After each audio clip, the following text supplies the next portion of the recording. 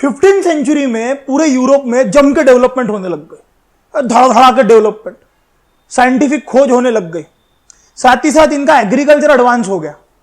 इसका नतीजा यह हुआ कि यूरोप में खाना ज्यादा उगने लग गया। अब साइंटिफिक डेवलपमेंट हो रहा है, इसका मतलब तुम्हारी जो एग्रीकल्चर सिस्टम है उसको डेवलपमेंट मिलेंगे, एग्रीकल्चर सिस्टम को डेवलपमेंट मिलेंगी, तो उसके साथ में भैया तुम्हारा खाना ज्यादा उगेगा, तो सबकी बीवियां आई बोले ऐसा देखो, बोले हमको होना बोले मसाले। क्योंकि अगर तुम्हारा प्रोडक्शन बढ़ रहा है तो तुम्हारा एनिमल हस्बेंड्री का प्रोडक्शन बढ़ेगा, तुम्हारा चिकन बढ़ेगा, तुम्हारे क्रॉप्स बढ़ेंगे, और उससे जो चीजें बनाओगे उसको प्रिजर्व करने के लिए सबसे इंपॉर्टेंट चीज तुमको क्या चाहिए? तुमको चाहिए स्पाइसेस। और स्पाइसेस पूरी दुनिया में सबसे जबरदस्त के किसके पास थे? भैया भारत के पास में स्पाइसेस थे। बोले हमको चाहिए, बोले हमको लाके दो। सबकी बीवी बोले खाना नहीं दूंगी, बोले स्पाइसेस लाके दो। लेकिन स्पाइसेस लाए तो लाए कैसे, बोले तो बोले कैसे? इतिहास कंटिन्यूटी में चलता है। हम जो अभी ये प्लासी टू पार्टीशन पढ़ने वाले हैं, हम सीधा प्लासी के युद्ध में नहीं जा सकते, क्योंकि हमें ये बात को समझना होगा कि प्लासी के युद्ध के पहले ये सारे के सारे यूरोपियन लोग हमारे ऊपर आके हमारे सर पे नाचे कैसे? इनको कैसे पता चला कि भारत में जाना है, भारत में नाचना है करके? कुछ तो रहा होगा। शुरुआत होती है सबसे पहले पोर्तुगीज लोगों से, लेकिन पोर्तुगीज लोगों से एकदम से शुरुआत होंगी क्या? इनको एकदम से कैसे पता चला? नहीं नहीं भैया हम तो समुद्र का राह ढूंढेंगे। सबसे पहले बात यह हुई कि 6ठी शताब्दी में जिस समय पे इस्लाम का जन्म होता है, उसके बाद में 7वीं शताब्दी में इस्लाम ने क्या किया? ये सारे अरबी लोग निकले और अरबी लोगों ने पूरा का पूरा आपका इजिप्ट, और इजिप्ट के साथ में इन्होंने पर्शिया यानी कि आज का ईरान कैप्चर कर लिया। इन्होंने पूरा कैप्चर कर लिया। और इजिप्ट अगर तुम देखोगे और पर्शिया तुम देखोगे तो ये एक स्ट्राइकिंग पॉइंट है नीचे की तरफ से। उसके बाद में कॉन्स्टेंटिनोपोल पकड़ लिया। कॉन्स्टेंटिनोपोल कहां पे आता है? कॉन्स्टेंटिनोपोल आता है, अगर आप वर्ल्ड मैप देखते हो तो वर्ल्ड मैप में एक पतली सी लेयर जाती है जो पूरे यूरोप को जोड़ती है। ऐसी पतली सी लाइन जाएंगी जो यूरोप को जोड़ेंगी। वो कॉन्स्टेंटिनोपोल ओटोमन तुर्क के हाथ में आ गया आने वाले समय में। ओटोमन तुर्क के हाथ में आने की वजह से इन्होंने क्या किया?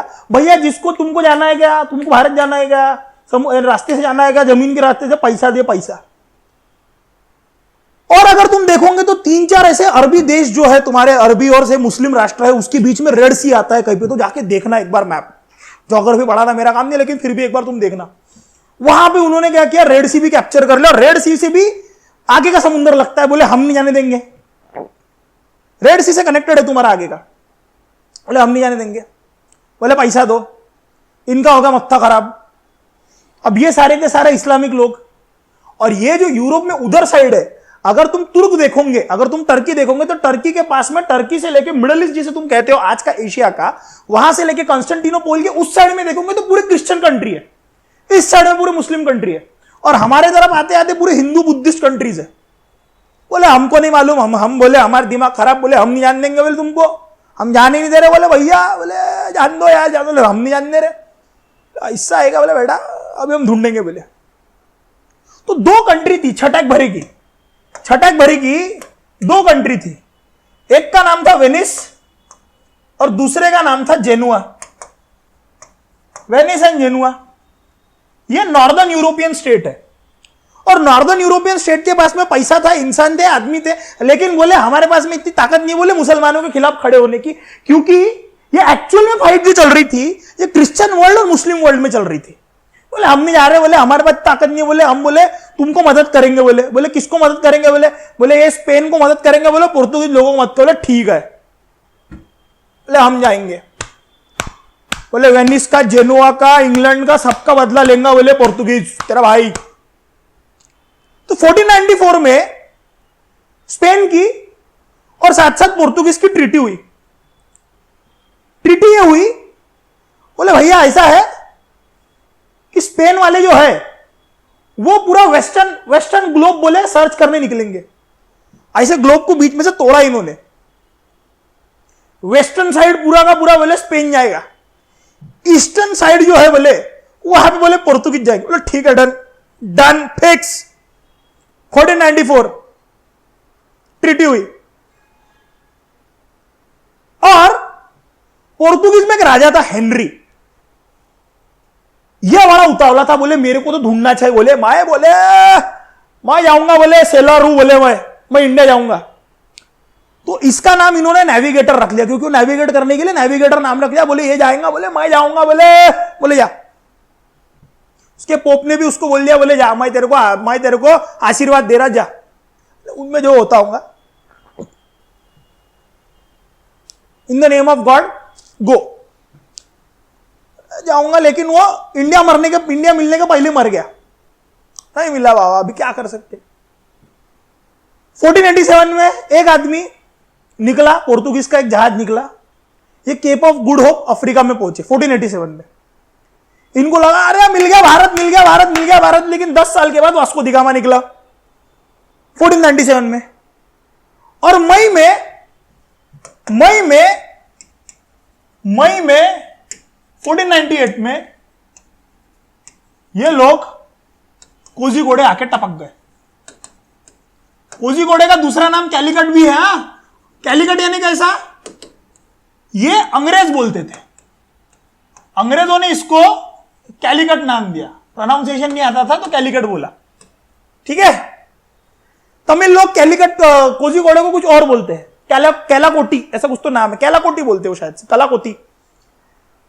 और कैलिकोज, चाइना वाले इसको कैलिकोज बोलते आ रहे थे। अब जब यहां पे वास्को डी गामा आया तो वास्को डी गामा ने देखा, बोले यार यहाँ पे तो अरब वरब, बोले सब लोग यहाँ पे पहले से ही घाट जमा बैठे हैं, लेकिन ये लोग मुसलमानों से बहुत चिढ़ते थे, इनको तो मारेंगे बेटा, इनने आने नहीं दिया, बोले हमको रास्ता नहीं दिया, बोले अभी घुसे, बोले अभी मारेंगे। बोले यहां का जो राजा था उसका नाम था समुथिरी, इसको दूसरा नाम दिया इन लोगों ने झैमुरिन, अपनी भाषा में कुछ तो दे दिया। ये आए वास्को डी गामा इससे मिलने गया, बोले ऐसा भाऊ आए, बोले आओ, बोले भाऊ बैठो, बोले क्या चाहिए, बोले तुमको, बोले ऐसा है, बोले भाऊ हमको जगह चाहिए, बोले हमको धंधा करना है, बोले करो, हमने कहा रोका। वास्को डी गामा आया, पूरा पैसा वैसा जमा किया, बहुत चीजें जमा किया, बोले स्पाइसेस, बड़े बड़े हीरे रत्न जवाहरात लिए, चले गया, 3-4 महीना रहा, फिर भग गया वहां से। और फिर यहां का जो राजा था पोर्तुगीज का, उसने अपना एक बंदा भेजा। इस बंदे का नाम था पेड्रो अल्वारेस कैब्रल। ये जो पेड्रो अल्वारेस कैब्रल था, इसको बोले तू जा, और जाके बोले वहां पे जो सिटीज है, वहां पे जो पोर्ट्स है, वहां पे फैक्ट्री खड़ी कर, बोले। ये आया, इसने फैक्ट्री खड़ा किया अलग अलग जगह पे, कोझिकोडे, कोच्चि, कैन्ननोर, अलग अलग जगह, बोले फैक्ट्री खोल डालेंगे, बोले अपन। और ये बंदा जो था, ये फुल्ली ट्रेडिंग के चक्कर में आया था। कैन्ननोर, कोच्चिन और कोझिकोडे ऐसे इंपॉर्टेंट शहर पोर्तुगीज के हाथ में चले गए। इन्होंने क्या किया, वहां पे जाके अपनी फैक्ट्री खोल डाली। 1501 में वास्को डी गामा फिर से आया, फिर से आके बोले जो अरब लोग है, बोले अरब लोग मेरे को चाहिए नहीं, बोले इनको निकालो, बोले गेट लॉस्ट करो, बोले इनको। समुद्री बोले ऐसे थोड़ी होगा, we are already in a deal with everyone, सबको यहां पे आने का मौका है, हम भारतीय लोग, आन दो सबको, आन दो, वसुधैव कुटुंबकम, हमारा अतिथि देवो भव, बोले आन दो सबको, आन दो, बोले सबको। आया, आन दिया, सबको आन दिया। अब हुआ ऐसा, इनने मांगी परमिशन, बोले हमारी जितनी फैक्ट्री है, 1501 में जब वास्को डी गामा आया, बोले हमारी जितनी फैक्ट्री है उसको मेरे को फोर्टिफाई करना है, बोले जा कर ले, बोले कर ले, बोले फोर्टिफाई, फोर्ट बना ले, बोले आजू बाजू। इनने कर लिया पूरा fortify.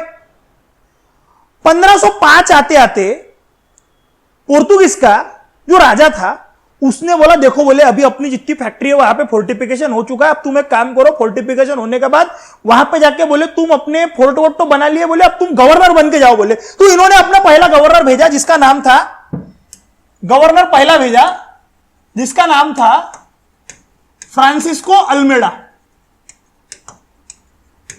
Francisco de Almeida, Francisco do Almeida नाम का एक आदमी भेजा। इसका सबसे इंपॉर्टेंट काम यह था कि अब जबकि इन्होंने कई सारे छोटे छोटे बंदरगाह और बड़े बंदरगाह भी अपने हाथ में कर लिए थे, पूरे के पूरे वेस्टर्न कोस्ट के नीचे से केरला से लेके ऊपर तक। तो इन लोगों ने बोला कि भैया ऐसा है, देखो हम लोग जो है जो भी चलेंगे हमारी मोनोपल्ली चलेंगी, यहां पे किसी को काम करने देंगे नहीं। तो इनके झगड़े होने शुरू हो गए। यह जब आया फ्रांसिस्को दे अल्मेडा, इसका लोकल लोगों से झगड़ा हो रहा था, लेकिन इसका अरेबियन लोगों के साथ में जम के झगड़ा हो रहा था। अब यह बात झमुतिरी को पता चल गई। झमुतिरी यानी कौन सा? हाँ, समुतिरी, झामोरियन, उसको पता चली। उसने इसका विरोध किया। इसका विरोध किया तो इसका विरोध करने के साथ साथ में अब यहां पे जो इजिप्ट है, इजिप्ट से भी विरोध होना शुरू हो गया। क्योंकि ये लोग क्या करते थे, जब वहां से ऐसा घूम के आ रहे होते थे तो इजिप्ट से जो नाव आती थी इसको भी लूट लेते थे। इजिप्ट से तो डायरेक्ट आओगे ना तुम, ऐसा इजिप्ट है, यहां से सीधा डायरेक्ट आओगे तुम। ये ऐसे आते थे घूम के, ऊपर से बीच में नाव दिख रही, फोड़ो। गुजरात वाले वहां से आ रहे, उनको तोड़ो। तो इस चक्कर में क्या हुआ, इजिप्ट वालों ने मिलकर, गुजरात वालों ने मिलकर, दोनों ने मिलकर इसको पेल दिया। ये हार गया। एक युद्ध हुआ, उस युद्ध में हारा, और इस युद्ध में हारने के बाद अगले साल इसने फिर से एक युद्ध किया, नेवी के साथ युद्ध हुआ उनके, और अगले साल ये जीता। पहले साल में इसका बेटा मारा, अगले साल इसने उसका बदला लिया और बोले पूरे इंडियन ओशन में और अरेबियन सागर में जो राज करेगा पोर्तुगीज राज करेगा। उस पॉलिसी को इन्होंने नाम दिया ब्लू वाटर पॉलिसी। बोले ब्लू वाटर पॉलिसी हमारी चलेंगी, किसी का बाप को आगे आने की जरूरत नहीं है, जो होगा हमारी हुकूमत होगी, कोई यहां पे आएगा नहीं। मतलब ये ऐसे बिहेव कर रहे थे जैसे इनके बाप की जायदाद है। बोले हम करेंगे रूल। इसके बाद में तुम्हारा दूसरा गवर्नर आया। दूसरा जो गवर्नर था अल्फोंसो डी अल्बुकुर। यह आदमी जो है यह सबसे इंपॉर्टेंट है पोर्तुगीज के नियमों का। इसका कारण मैं तुम्हें बताता हूं। इसी आदमी ने पोर्तुगीज की जो पूरी की पूरी पावर थी, उस पावर को एकदम स्टेबलाइज कर दिया पूरे भारत में। भारत में स्टेबलाइज करने वाला रियल फाउंडर जो है, यही आदमी को माना जाता है। अब इसे क्यों माना जाता है? यह पट्टा जो था, इसने क्या किया, जितनी भी इनकी फोर्टिफाई की हुई सिटीज थी, इन्होंने पूरा पट्टा कवर कर लिया था। लंबा पट्टा कवर हो चुका था इनका। इनके आने के 50 साल के भीतर में इनके हाथ में बड़े बड़े पोर्ट आ चुके थे। तो इन्होंने क्या किया, उस पोर्ट पे अपना आधिपत्य जमाया। फोर्टिफाइड तो था, तो इन्होंने कहा कि भैया इसके बाद में जो भी नाव बाहर से आएंगी उसको हमको पैसा देना पड़ेगा, और हम डिसाइड करेंगे कि कौन आएगा कौन नहीं आएगा। इन्होंने परमिट सिस्टम बनाया। बोले जो आएगा हमारी परमिशन। आए वहां से कैप्चर किया, बोले हम बताएंगे कौन कहां से क्या आएगा।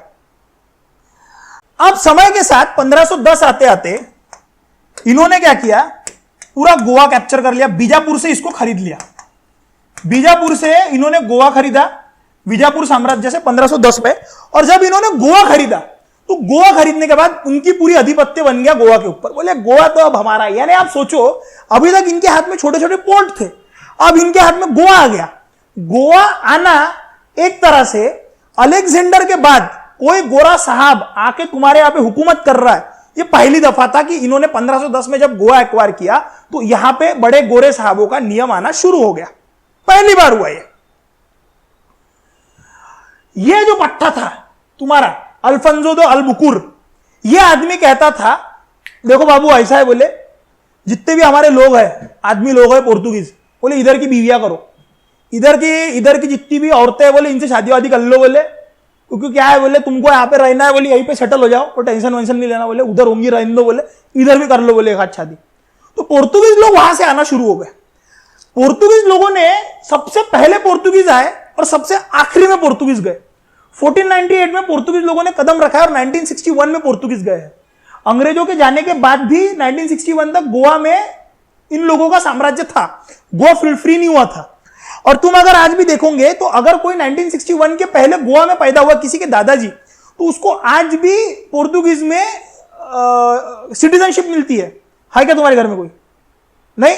ठीक है, उसको मिलती है सिटीजनशिप, वो आ जा सकता है कोई बंदा हो, मतलब उसके दादाजी 3rd जनरेशन तक वो जा सकता है। अब यहां पे सिस्टम ही हो गया, इनके हाथ में गोवा आ गया। गोवा आने के बाद इन्होंने सबसे पहले यहां पे सती बैन कर दी। अंग्रेजों से भी पहले अगर किसी ने सती बैन की होगी, गोवा इनके अंडर में था ना, तो इन्होंने सती बैन कर दी गोवा के अंडर में। बोले कोई गोवा में मरेगा नहीं, बोले टेंशन नहीं लेना, बोले विधवा हो गई तो हम संभालेंगे। बोले हाउसी थे, विधवा होगा हम शादी करेंगे भाई, और इनको फर्क नहीं पड़ता था, क्योंकि इनके यहां पे मैरिज पवित्रता अपवित्रता का कंसेप्ट नहीं है। इनके यहां पे मैरिज एक तरह से कॉन्ट्रैक्ट होता है, बोले हम शादी करेंगे। अल्फांसो दो अल्बुकुर के बाद में जो आदमी आया वो तीसरा गवर्नर, उसका नाम था निनो दा कुन्ना। अब ये निनो दा कुन्ना जो था, ये भट्टे ने दमन दीव तक अपनी पूरी ताकत बढ़ाने की कोशिश की। गुजरात का उस समय पे रूलर था बहादुर शाह, और इसका हुमायूं के साथ में झगड़ा चल रहा था। ये बंदे ने क्या किया, उसको बोले कि हम तेरी मदद करेंगे। बहादुर शाह ने भी मदद मांगी, बोले हम भी तेरी मदद करेंगे, टेंशन मत ले। तेरे को पेलना है क्या, बोले हुमायूं को, बोले हम मारने में मदद करेंगे। बोले बोल बोल, बोले कितने लड़के चाहिए हम भेज देंगे। बोले उट्टे उट्टे आइएगा, मैं तुझे तू जोड़ पार मदद करूंगा ना। ठीक है बोले भेज दो। बोले उट्टे आने की लड़के नागपुरी भाषा में, हाँ। बोले हम भेजेंगे। बोले ठीक है बोले भेज दो। तो 1536 में हुमायूं गुजरात से निकल गया, उसके कोई इंटरेस्ट नहीं रहा। बोले मैं जा रहा, बोले फालतू, बोले टाइम पास चल रहा है बोले यहाँ पे। और इस चक्कर में हुआ यह था कि ये जो था गुजरात का बहादुर शाह, उस समय का एक जगह का जो छोटी सी जगह आती थी गुजरात की, उसकी वहां पे कैप्चर करके था। वो बोले कि इसने वसई दे दी, और वो बोले कि मैं तेरे को दीव भी दूंगा। इसने पोर्तुगीज हाथ में वसई दे दी और बोले मैं तेरे को दीव भी दूंगा। यहां तक कि तुम्हें जान के आश्चर्य होगा कि पोर्तुगीज के हाथ में उस समय बॉम्बे भी था। आगे के समय में हम लोग जब देखेंगे, अंग्रेजों को बॉम्बे दहेज में दिया था पोर्तुगीज लोगों ने। मतलब ये इस तरह से बिहेव करते थे जैसे इनके बाप की जायदाद है। तो 1536 में हुमायूं गया, वसई पहले दे दी थी। अब बहादुर शाह को वहां पे इनको दीव देना नहीं था, लेकिन कुछ कारणों की वजह से इनके वहां के जो उसका जो एरिया था, उस एरिया में इन्होंने फोर्टिफिकेशन करना शुरू कर दिया। वहां पे इन्होंने अपनी फैक्ट्री बनाना शुरू कर दी। तो लोकल लोगों के साथ इनका झगड़ा हो गया। तो बहादुर शाह बोले मैं बोले दीवार बनाऊंगा, बोले इतनी जगह तुम्हारी है तो अंदर नहीं आना, बोले जो झगड़े हो रहे बोले हमारे। बोले बहादुर शाह को बोले तू बात करने आ, बोले मेरे साथ फालतू मत बात, बोले बात करने आ। बोले बात करने बहादुर शाह के टपका दिया उसको, जहाज पे बुलाया, खत्म। 1537 अब दिल्ली सल्तनत से एक साम्राज्य निकला था, बहामनी साम्राज्य, दक्खन में अहमदनगर से बढ़ना उसने शुरू किया था। और वो जो साम्राज्य था वो छोटे छोटे हिस्सों में डिवाइड हो चुका था। बहामनी किंगडम से निजामशाही निकली, निजामशाही के बाद में तुम्हारा विजापुर का सल्तनत निकला, विजापुर के सल्तनत के थोड़े से इसमें तुम्हारा वहां पे एक गोंड साम्राज्य, ऐसे अलग अलग छोटे छोटे साम्राज्य निकले थे। और बहामनी किंगडम दक्खन में इतना को स्ट्रांग नहीं बैठ रहा था। उत्तर में जो थे मुगलों की पावर भी इतनी खतरनाक तब तक बनी नहीं थी। छोटे छोटे स्टेट थे, राजपूत अलग डिवाइडेड थे, वो अलग डिवाइडेड थे। वहां से हुगली का साम्राज्य अलग था, बंगाल में कोई और था, असम में कोई और था, यूनिटी नहीं थी। और जितनी खतरनाक नेवी पोर्तुगीज के पास में उस समय पे थी, चोलास के पास में भी नेवी थी, लेकिन चोलास की नेवी ये ट्रेडिंग नेवी थी, कैनन वाली नेवी नहीं थी। इनके पास में नेवी थी। इनको पता चल गया, बोले अब जाएंगे, बोले हुगली। अब हमने बोल लिया बहुत हो गया, बोले अभी ईस्टर्न कोस्ट किया, बोले अभी वेस्टर्न कोस्ट कैप्चर करेंगे। तो ये गए बाबू बंगाल, बंगाल में गए हुगली। कोलकाता के ऊपर एक डिस्ट्रिक्ट आती है जिसका नाम है हुगली। ये पहुंच गए बाबू हुगली। 50 सालों के भीतर में जब से ये लोग आए, विदिन 50 ईयर्स इंपॉर्टेंट पोर्ट्स इनके अंडर में आ चुके थे। और दक्खन में जितनी भी लड़ाइयां होती थी, उन लड़ाइयों में इन्होंने सबसे बड़ा रोल प्ले करना शुरू कर दिया। शिवाजी महाराज पर अटैक होने था 1630 में, शिवाजी महाराज 1630 के बाद में शिवाजी महाराज पर अटैक हो रहा है। या फिर दक्कन सल्तनत यदि किसी दूसरे राजा के साथ में लड़ रहे तो भैया पोर्तुगीज को बुलाओ, भैया फोन लड़के वाला पोट्टे वाला, मेरे को लड़ाई करनी है, आ जा बंदूक ये लेके आ रहे। उस समय पे बड़े बड़े तोप वोप लेके आ रहे, इनकी तोप वोप भी गजब है। विजयनगर साम्राज्य का और बहामनी किंगडम का, विजयनगर साम्राज्य का, उसके साथ में विजापुर के साथ में अगर इनका झगड़ा हो रहा है तो भैया ये पूरे तोप वोप लेके आते, तो बोले ठीक है लेके आएंगे। तो ये एक तरह से नियम बनाने लगे कि लड़ाई कैसी होंगी, लड़ाई में कौन जाएगा, कहां से लड़ाई होंगी, कैसी लड़ाई होंगी। ये इंपॉर्टेंट रोल प्ले करने लग गए थे। इनके साथ में, समय के साथ में ऐसा हुआ कि भैया इनकी जो रिलीजियस पॉलिसीज थी, पोर्तुगीज लोगों की जो रिलीजियस पॉलिसीज थी, उस रिलीजियस पॉलिसी के हिसाब से इनको मुसलमान एक आंख नहीं भाते थे, एक आंख नहीं। बोले इनको तो मारेंगे। मुस्लिम जहां मिले काट डालते थे, जिसले जहां मुस्लिम मिले काट डालते थे। इनको एक आंख नहीं भाते थे। स्टार्टिंग में हिंदुओं के साथ में ये बहुत अच्छे थे, बहुत प्यारे, वो पप्पी बहुत सुंदर, बहुत प्यारे थे। लेकिन जब इन्होंने गोवा अक्वायर किया, इनके हाथ में एडमिनिस्ट्रेशन नहीं था ना, लेकिन गोवा अक्वायर करने के बाद में एडमिनिस्ट्रेशन आ गया। तो इन लोगों ने जिस समय पे गोवा अक्वायर किया, गोवा अक्वायर करने के बाद इन लोगों ने कहा बोले इनको भी मारो, हिंदुओं को बोले कन्वर्ट करो, नहीं हो रहे काट डालो। अगर आप देखोगे तो 1666 के समय पे जब शिवाजी महाराज आगरा में थे, आगरा से जब वापस आए तो उनको पता चला बोले गोवा में उधड़ंग मचा रहे, बोले ये लोग कन्वर्ट कर रहे, बोले 4 फादर है, बोले सबको कन्वर्ट कर रहे। बोले शिवाजी महाराज ने बुलाया, बोले फालतू बातें कर रहे, बोले एक तो तुम हिंदू में कन्वर्ट हो, सबको वापस कन्वर्ट करो, नहीं करेंगे बोले काट डालो, काट डाला, चारों को काट डाला। अब हुआ ऐसा, शिवाजी महाराज से थोड़े पहले आते हैं, पोर्तुगीज जो थे उस समय पे अकबर जो था 1570s में अकबर राजा बना था मुगलों का, और अकबर जो था वो थोड़ा बड़ा चिंगड़, वो बोले सबको बुलाओ, बोले सबको क्या को बुला, बोले सबको बुलाओ, बोले इनको बुलाओ, इनको बुलाओ, बुद्धिस्ट को बुलाओ, हिंदुओं को बुलाओ, सबको बुलाओ, बोले बैठाओ, बोले एक जगह पे, अपने को बोले मीटिंग लेनी, बोले काय की मीटिंग लेनी, बोले मीटिंग लेनी है, बोले मेरे को बोले सबका सुनना है, बोले किन में क्या क्या अच्छा है, जो अच्छा रहेगा उसको मैं एक्सेप्ट करूंगा। बोले ठीक है हुजूर, सबकी मीटिंग बुलाई गई, सबकी मीटिंग बुलाई गई। यहां से भी 2 पट्टे गए, रोडोल्फो अक्वावीवा नाम का एक आदमी था, और एक एंटोनोई करके एक दूसरा फादर था, बोले दोनों गए, बोले हम बोले अकबर को कन्वर्ट करेंगे, अकबर कन्वर्ट हो गया, पूरे भारत को कन्वर्ट कर देंगे। बोले पहला गया लाइन का, बोले हम अकबर को बोले खत्म, पूरा कन्वर्ट कर देंगे। बोले अकबर का कन्वर्ट होता, अकबर ढंग से मुसलमान नहीं बन पा रहा था, वो अपना नया धर्म खोलने के फिराक में था। वापस आ गए 1583 में, वापस आ गए, बोले कन्वर्ट नहीं हो रहा, बड़ा येड़ा भगाता है। बोले 1590 में अकबर ने फिर से बुलाया, फिर से गए, बोले आप कन्वर्ट करके आएंगे, बोले 1592 में वापस आ गए।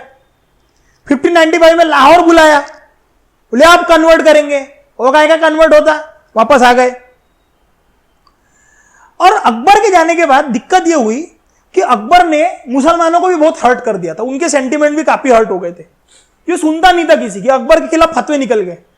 तो अकबर के बाद में जिस समय पे जहांगीर गद्दी पे बैठा, तो जहांगीर से सारे के सारे मौलवियों ने कसम खिलवाई, बोले देख तेरे को तो प्रचार प्रसार करना पड़ेगा। अरे ठीक है कर लेंगे, बोले प्रचार प्रसार। तो जहांगीर बोला करूंगा, बोले। तो इन्होंने क्रिश्चियन लोगों की तरफ ध्यान देना बंद कर दिया 1606 आते आते, और फिर 1606 के आखिरी में इनकी थोड़ी बहुत अच्छी हो गई। बोले ठीक है, बोले तुमको क्या चाहिए, बोले हुजूर ऐसा है, बोले हमको बोले लाहौर में बोले एक चर्च बनाना, बोले बना लो, बोले बना लो, बोले जाओ, बोले बना लो, बोले 1606 में इन्होंने लाहौर में चर्च बना दिया पोर्तुगीज लोगों ने। और 1608 में अब क्या करना है, बोले हमको बोले हमारा प्रचार करना है। बोले आगरा में 20 फादर लोग ऐसा घूम रहे थे कि मानो जैसे पोर्तुगीज में घूम रहे, सबको इन द नेम ऑफ गॉड घूम, बैप्टिज्म इन्होंने करना शुरू कर दिया, कन्वर्जन करवा रहे थे सबका, कोशिश कर रहे थे, प्रचार कर रहे थे फुल फेज में। अब हुआ क्या, 1608 में इंग्लैंड वहां से आना शुरू हो गया। कैप्टन विलियम हॉकिंस करके था, वो वहां से निकला इंग्लैंड से, और कैप्टन विलियम हॉकिन एकदम गजब सूरत में आया, सूरत से सीधा गया, बोले अपन जहांगीर को मिलने जाएंगे, बोले जहांगीर से मिलने गया। इसको तुर्की भाषा आती थी, जहांगीर भी तुर्की में बात करता था, इसने डायरेक्ट बात की,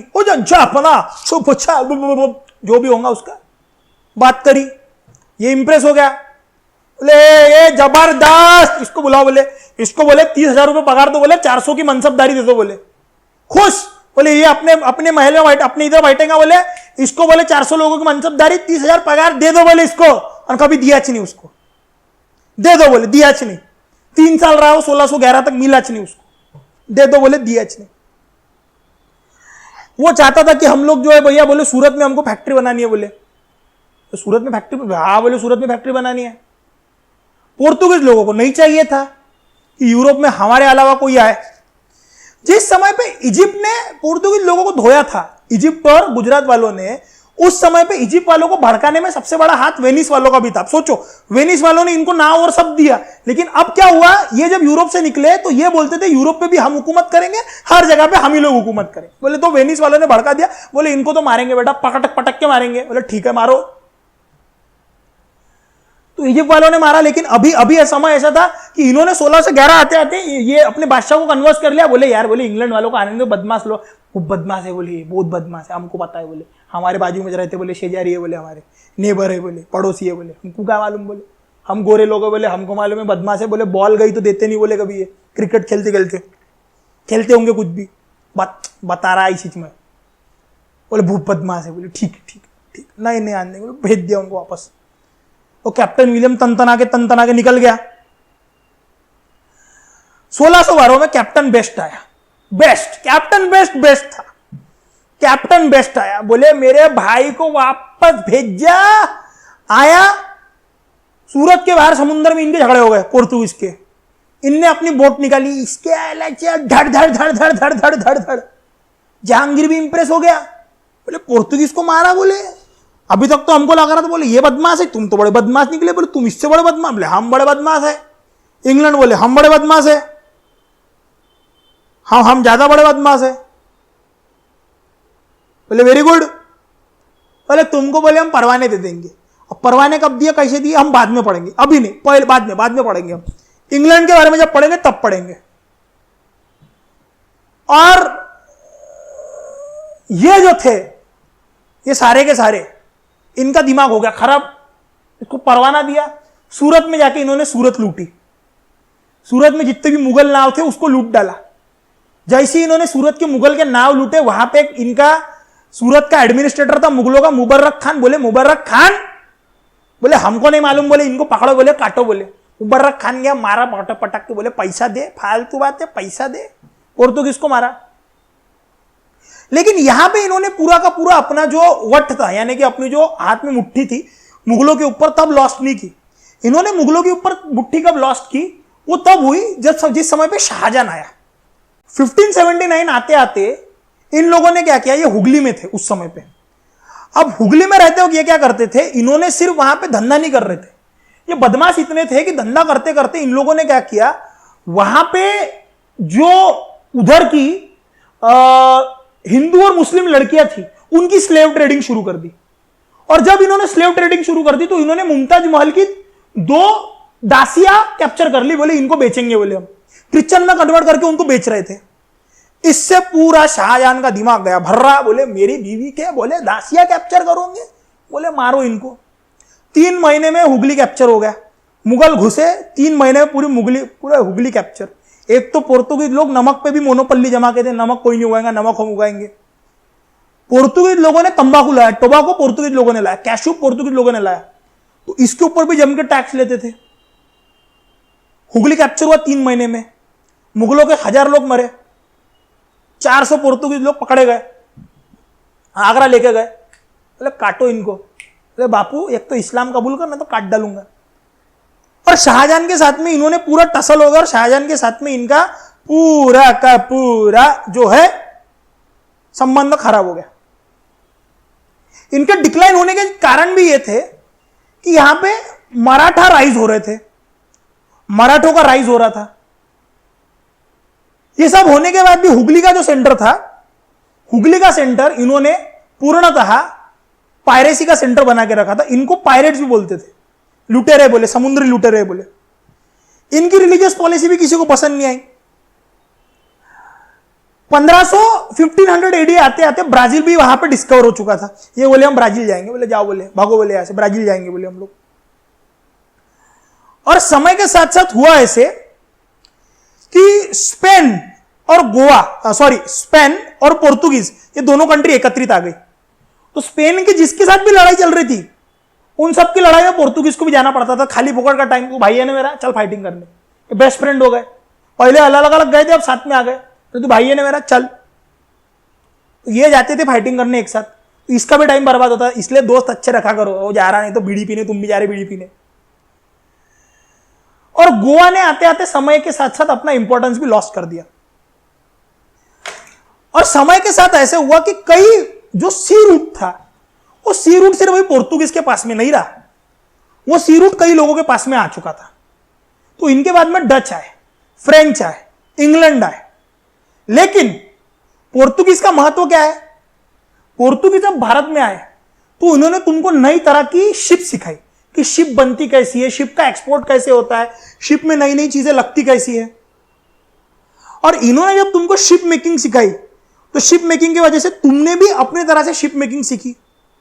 गोवा जो है वो सिल्वर स्मिथ और गोल्ड स्मिथ यानी कि सोनार और चांदी का काम करने का बहुत बड़ा सेंटर बना। और इन्होंने यूरोपियन स्टाइल की जो कार्विंग होती है चर्च बनाने की वो लेके आए। टबैको लेके आए, तंबाकू, इतना बड़ा धंधा चल रहा है टबाको पे, टबाको तुम्हारा नहीं है। सुपारी लेके आए, कैशू नट्स लेके आए, है ना। गोवा में वो कैशू नट फेनी मिलती, फेनी काजू की दारू रहती, वो लेके आए। तो ऐसा बाबू पोर्तुगीज लोग आए, लेकिन ये अच्छा है कि पोर्तुगीज सिर्फ गोवा तक सीमित रह गए। गोवा, दीव एंड दमन बस। यदि ये बहुत सालों तक टिक जाते तो अंग्रेजों से भी ज्यादा खतरनाक ये थे। लेकिन इनके बाद में बहुत सारे लोग आ रहे थे। अब वो कौन कौन थे, वो कैसे कैसे कैप्चर कर रहे थे, ये पढ़ेंगे हम लोग अगले चैप्टर में।